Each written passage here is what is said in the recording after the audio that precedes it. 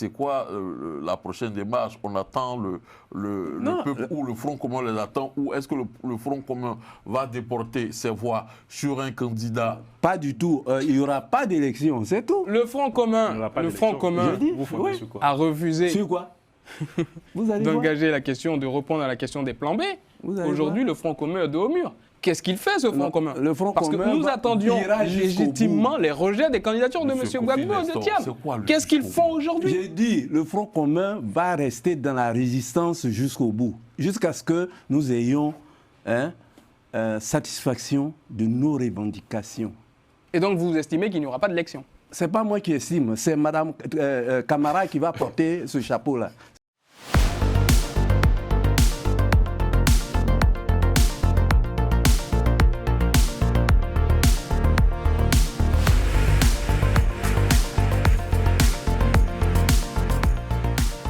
Bonsoir à tous. La liste des candidats est désormais connue. On sait qui participera à la prochaine élection présidentielle d'octobre.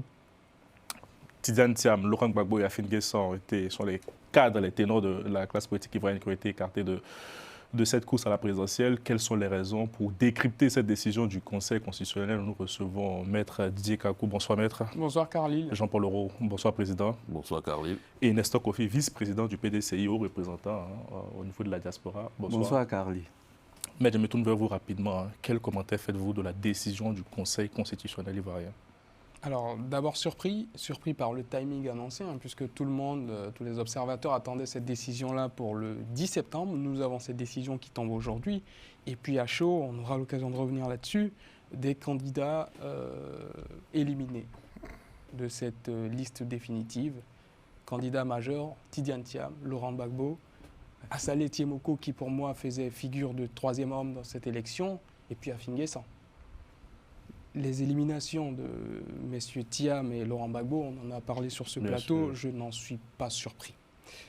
Je fais observer tout de même, sur le cas Laurent Gbagbo, que selon le Conseil constitutionnel, il n'aurait pas obtenu la liste complète des parrainages. Ça m'interpelle. Le cas Laurent Gbagbo. Le cas Laurent Gbagbo spécifiquement. Le cas Afin Guessan, c'est la même chose. Oui.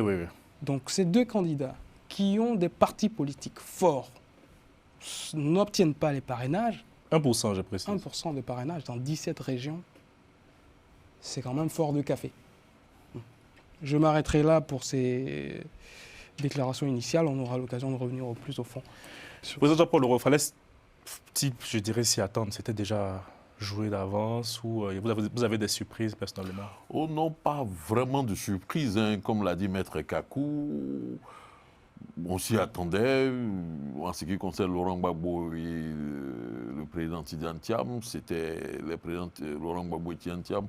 Moi, je m'y attendais personnellement, donc pas grande surprise. Le cas de Pascal Afin Guessan, c'est vrai, candidat en 2015, candidat en 2020, et puis aujourd'hui rejeté. Bon, je m'y attendais pas. Comme Maître Kakou l'a dit, deux personnalités aussi fortes, le FPI, le PPACI, qui sont des partis implantés sur toute l'étendue du territoire, ne pas pu avoir de parrainage, ça pose question, ça crée le malaise. Et bon, il y a là où se trouve la surprise, c'est le cas des candidatures de Assalé Tiemoko Antoine, de Tourbi, qui pose, où est arrivée la question encore des parrainages. Et ça, il fallait s'y attendre d'une certaine façon. Dès le lancement des opérations de collecte de parrainages, dès que les tablettes ne marchaient pas, il fallait s'attendre à ce que cette question-là soit relevée, ou bien que cette question-là arrive. Aujourd'hui, parce qu'il n'y avait pas la possibilité de vérifier quoi que ce soit, ça se faisait à la main ou puis reporter après sur des tableaux Excel. C'était compliqué de vérifier si les électeurs qui avaient accordé les parrainages étaient véritablement sur la liste électorale ou s'ils n'avaient pas accordé les parrainages. Donc, ils ont beaucoup de candidats ou de candidats déclarés ont navigué à vue et malheureusement, ils prennent ça plein dans la poire. Et puis voilà, c'est tellement que nous aurons l'occasion de rentrer dans les détails. Tout à l'heure, on reviendra sur les motivations de la motivations et surtout sur l'éligibilité des différents candidats. Bien évidemment, c'est un sujet très intéressant. Parce qu'il y a eu deux aspects dans recevabilité. Sur la recevabilité des candidatures. Ici, l'éligibilité. Nous y reviendrons sans doute. Espérons que Maître aura l'occasion. Il a préparé ses notes. Il va nous expliquer cette affaire. Je me tourne vers le PDCRDA. Enfin, aujourd'hui, quelle réaction face à cette décision? Non, moi je pense que c'est un jour sombre pour la Côte d'Ivoire. C'est la démocratie et la constitution ivoirienne que Dame Camara vient de déchirer. Dame Camara, la présidente du Conseil constitutionnel. Du Conseil constitutionnel, elle vient de déchirer. Et c'est vraiment dommage pour un grand pays, pour des gens qui se réclament d'Houphouët-Boigny, se comporter comme ils se sont comportés, c'est la honte. Pour moi, c'est une honte. Il n'y a pas de mots pour qualifier cette parodie de, qu'on appelle justice en Côte d'Ivoire, et instrumentalisée par M. Alassane Ouattara, qui n'a pas le droit à un quatrième mandat. Il est recevable, les candidats. Non, il est recevable parce qu'il a une justice aux ordres, dans la mesure où lui-même, il n'a jamais renoncé. J'ai tous les documents. Il n'a jamais renoncé à sa qualité de, comment on appelle, burkinabé, parce qu'il a servi au FMI en tant que burkinabé. J'ai toutes les preuves. Les avocats on a envoyé les observations. Ils disent que le candidat, parce qu'il n'est pas sur la liste, donc sa requête n'est pas recevable. Alors que ce n'est pas vrai. Donc il y a une vraie dimension juridique dans cette affaire. Maître, on se tourne vers vous d'abord sur la candidature de Tidiane Thiam qui a été rejetée aujourd'hui. Dimension juridique très importante puisque le Conseil constitutionnel statue en s'adossant à la Constitution. La candidature de Tidiane Thiam, j'ai pu en faire des développements sur ce plateau. Elle est rejetée au motif que l'intéressé ne serait pas inscrit sur la liste électorale. Et donc l'article 48 subordonnant la qualité de candidat à l'élection présidentielle au bénéfice de la qualité d'électeur, M. Thiam n'étant pas électeur, le Conseil constitutionnel en a déduit donc que sa candidature devait être rejetée. Sans surprise pour moi, puisque l'article 51 de la Constitution le prévoit expressément, puisqu'il renvoie aux dispositions du Code électoral, donc sans surprise, juridiquement en tout cas. Juridiquement, vous avez vu que le Conseil constitutionnel a écarté toutes les questions tirées donc, de l'ineffectivité d'une RLE en 2025, de la décision du Comité des droits de l'homme. Elle s'est déclarée totalement incompétente pour connaître de ces questions-là, puisque en matière électorale, la compétence exclusive est dévolue à la commission électorale et puis au tribunal donc, de grande instance d'Abidjan. Donc elle s'est adossée en tout cas à ce qui est une jurisprudence plutôt constante du Conseil constitutionnel depuis 2009 avec Paul Yaoundé pour rejeter cette candidature-là. Donc juridiquement, voilà. Elle a dit de droit, il n'y a pas de problème, on peut pas juridiquement sur la candidature de M. Thiam, moi, c'était mes arguments que le Conseil a expressément repris aujourd'hui, donc je n'ai pas de grande surprise. Nous avions eu des divergences d'avis avec les membres du PDCI sur cette question-là. Le Conseil nous a donné aujourd'hui raison dans la lecture juridique, en tout cas, qui est faite de la candidature de Thiam. Pas d'effet de surprise, moi, de mon côté, sur cette élimination. Moi, je viendrai sur le rejet de la candidature de Laurent Gbagbo. C'est vrai, pas de surprise, parce que n'étant pas sur la liste électorale, mais je note qu'il y a une précision qui est faite sur la question qui n'a pas pu obtenir les parrainages. C'est un peu gros. Laurent Gbagbo, c'est qui président déjà? Laurent Gbagbo, c'est l'ancien président de la Côte d'Ivoire, adversaire de Félix Houphouët-Boigny, qui a eu 18% face à Houphouët-Boigny. Avec un parti qui a 600 000 membres. 600 000 membres, Laurent Gbagbo n'arrive pas à avoir eu des parrainages frauduleux. Hein, je me dis, oui, il y a le terme parrainage frauduleux. Je me dis, il y a un petit soupçon de volonté de montrer qu'en réalité, Laurent Gbagbo ne pèse pas. C'est une humiliation, selon vous? Finalement. Moi, je le lis comme tel, en tout cas. On peut faire cette lecture sans se tromper. Dire, mais en réalité, il ne pèse pas. Il n'est même pas capable d'avoir, je crois, autour de 40 000 parrainages pour venir pour quelqu'un qui a officiellement 600 000 adhérents de son parti qui est né il y a à peine 2 ou 3 ans.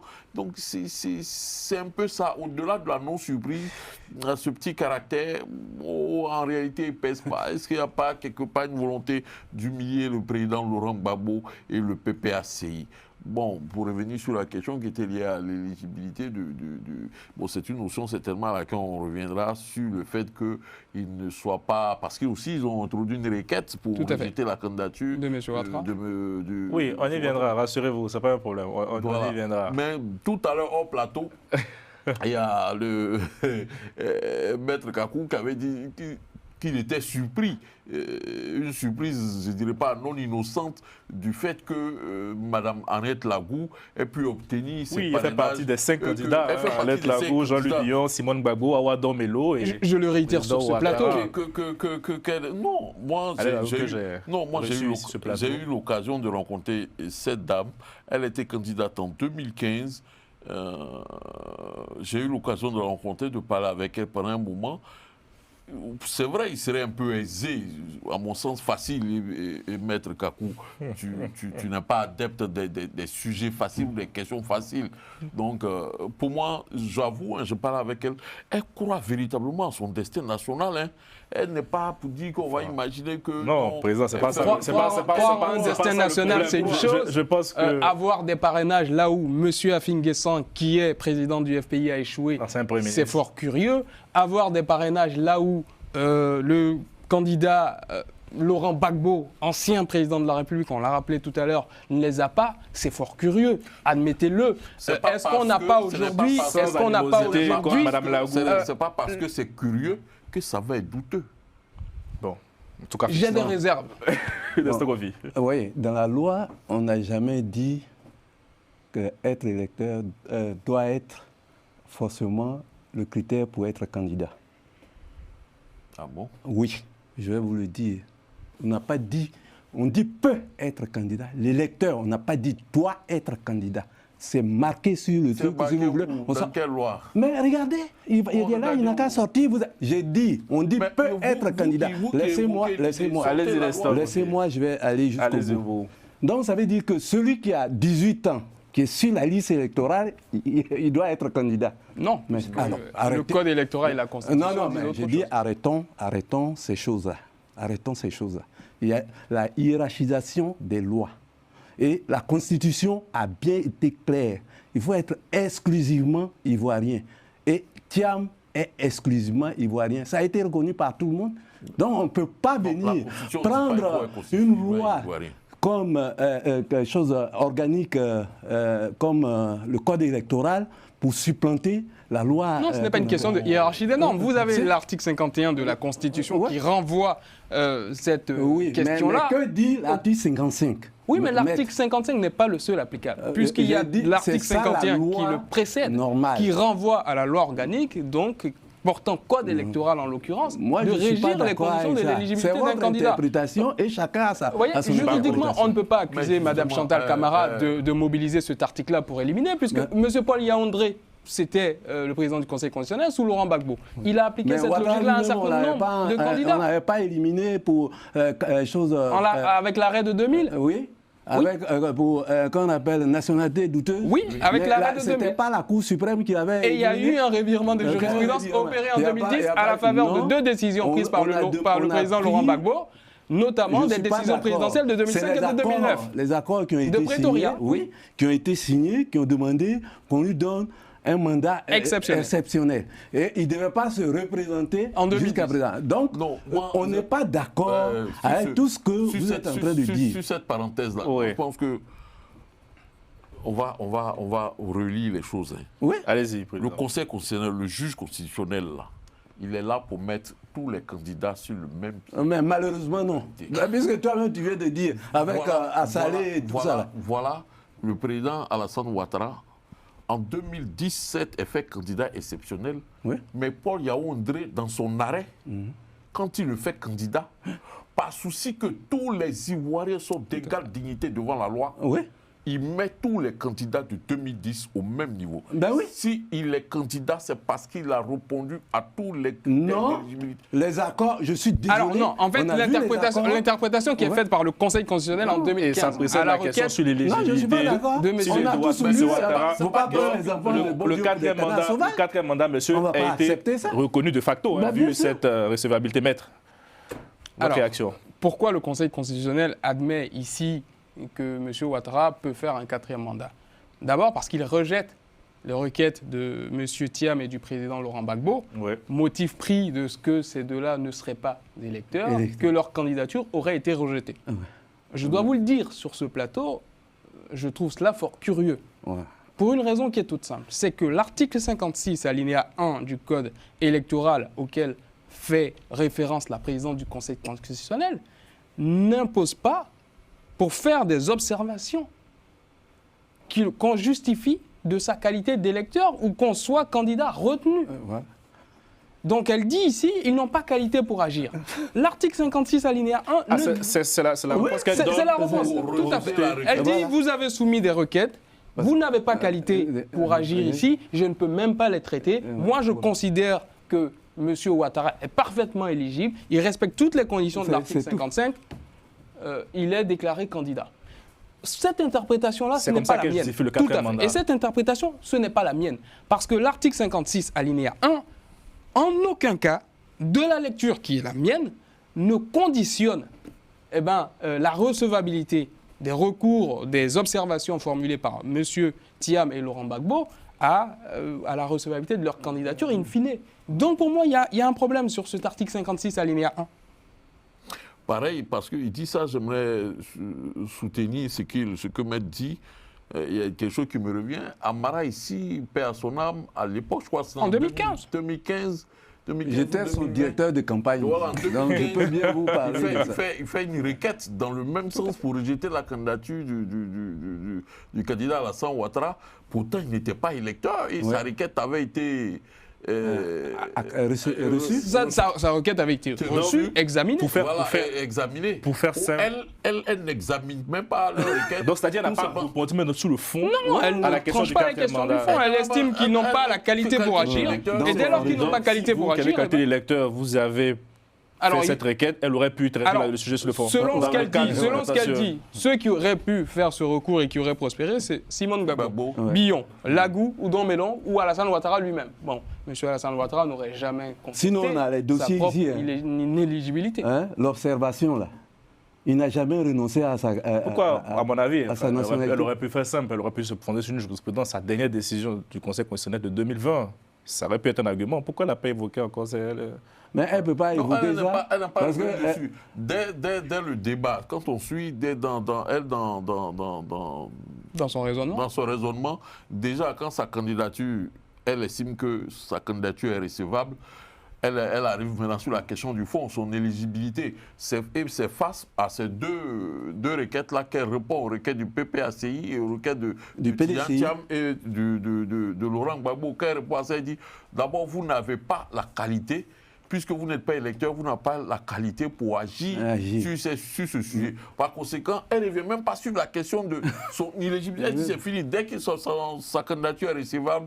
Donc, pour la bonne compréhension de nos téléspectateurs, le Conseil constitutionnel n'a pas jugé sur le fond la question de l'éligibilité. Il a jugé sur le fond. Mais en éludant les observations formulées... sur le fond, qu'est-ce qui permet de concevoir encore un 4e mandat aujourd'hui? Le Conseil a dit, il a été très clair. Pour nous, M. Alassane Ouattara est rempli il remplit toutes les conditions d'éligibilité prévues par l'article 57. Il est ivoirien, il est de nationalité exclusivement ivoirienne.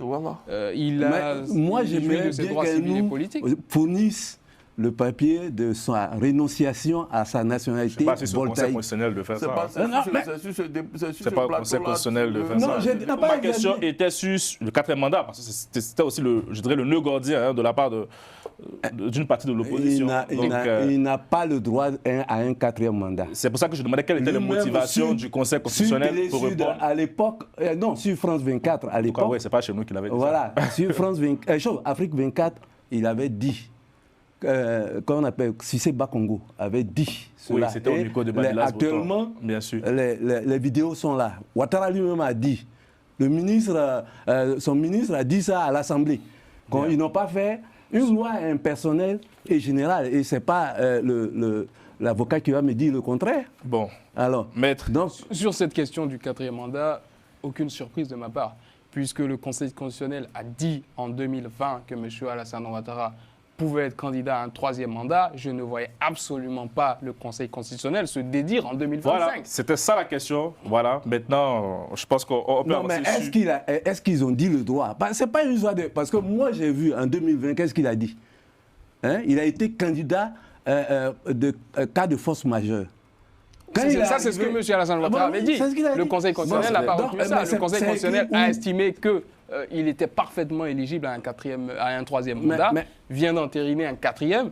Maintenant, il va falloir peut-être se poser la question de savoir comment l'opposition fait obstacle à ce 4e mandat. Une fois que le droit est dit désormais, comment le Front commun va s'organiser dans les prochains... De toute façon, on est prêt à aller jusqu'au bout.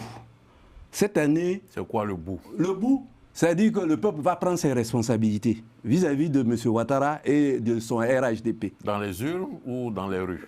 Ça, à vous d'interpréter. Comme eux, ils ne veulent pas dire la loi, nous, on ne dira pas notre plan. Qu'est-ce qu'on va faire? On ne dira pas. Voilà. Carly, j'aimerais aussi revenir sur un point, la question des parrainages. Là, parce que pour moi, c'est important. Il y a une proportion significative de faux parrainages.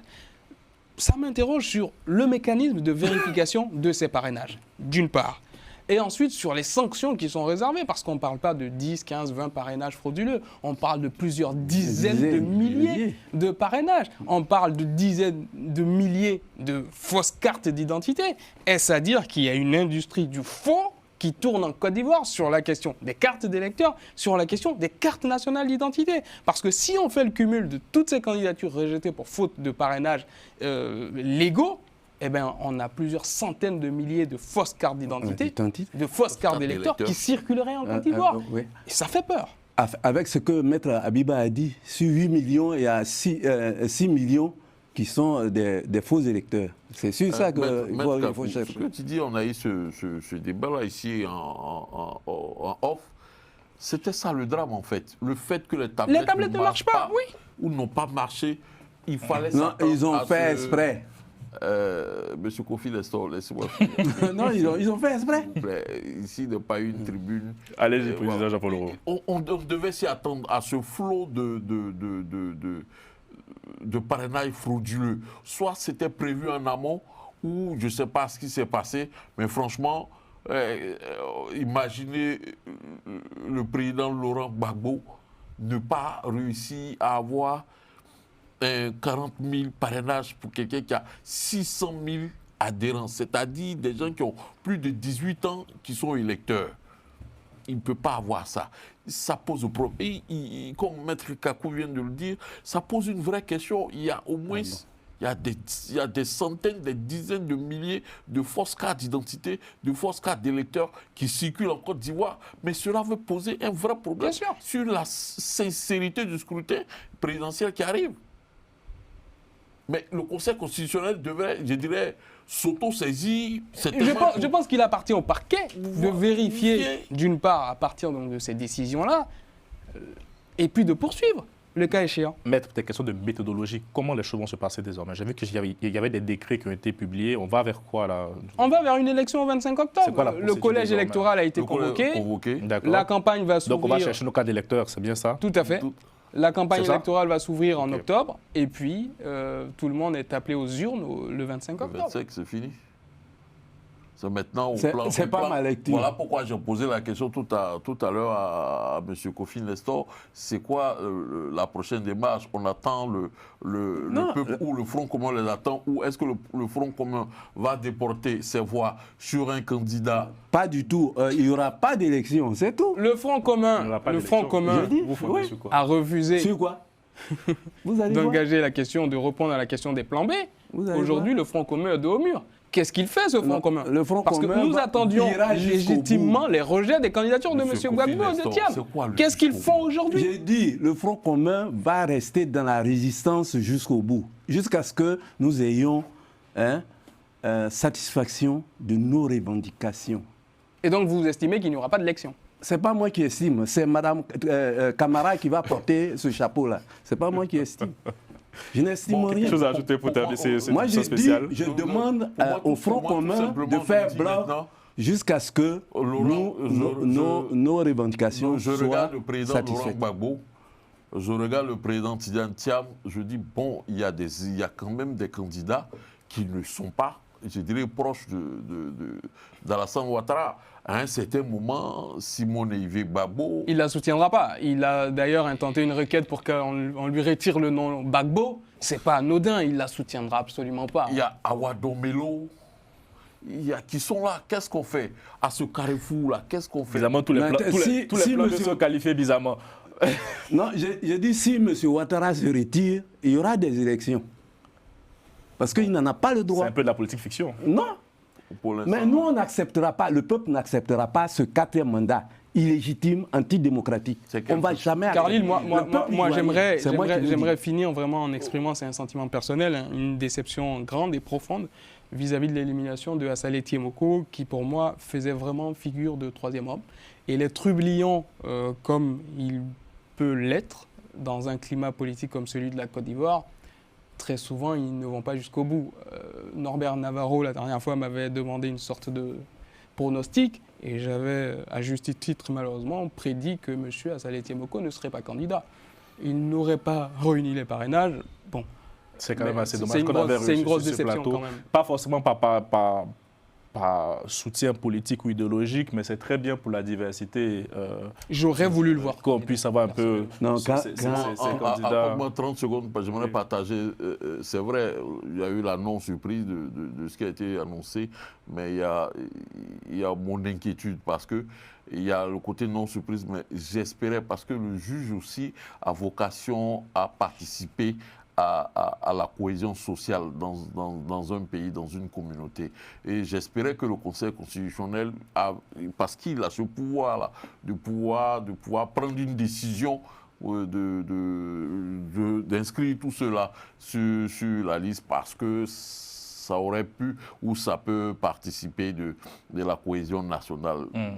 Ça nourrit toujours mon inquiétude et certainement que la tension perspective aujourd'hui en Côte d'Ivoire à la veille de ces élections-là, je ne suis pas sûr que la tension baisse. Je vais juste renchérir. Très rapidement, il faut que je vois de l'antenne. Où va la Côte d'Ivoire ce soir? J'ai peur. Ouais, c'est vraiment la question qu'on se pose. On reviendra pour parler. Pourquoi le président Gbagbo a pris l'article 48 pour faire de lui candidat et que lui n'a pas cette volonté-là d'apaiser la tension Cette question m'inspire une citation de François Mitterrand, je l'ai noté quand je préparais l'émission, qui disait « Le pouvoir, c'est comme un cheval au galop. Quand il passe devant votre maison, il faut sauter dessus sans hésiter. N'oublie jamais qu'il risque de ne pas reprendre le même chemin à la fois suivante. » Voilà. Merci. Je vous donne rendez-vous demain pour une autre émission consacrée aux candidats qui ont été retenus. On analysera plus en profondeur. Merci à Romain Clicquot de Mec à la réalisation. Non, mais moi, j'appelle la Côte d'Ivoire à résister, le Front commun à résister. Que Dieu veuille la Côte d'Ivoire. Vous allez lancer un appel. Que Dieu veuille sur la Côte d'Ivoire. C'est pas à toi le plateau. Merci à vous. On est libre de dire ce qu'on veut ici.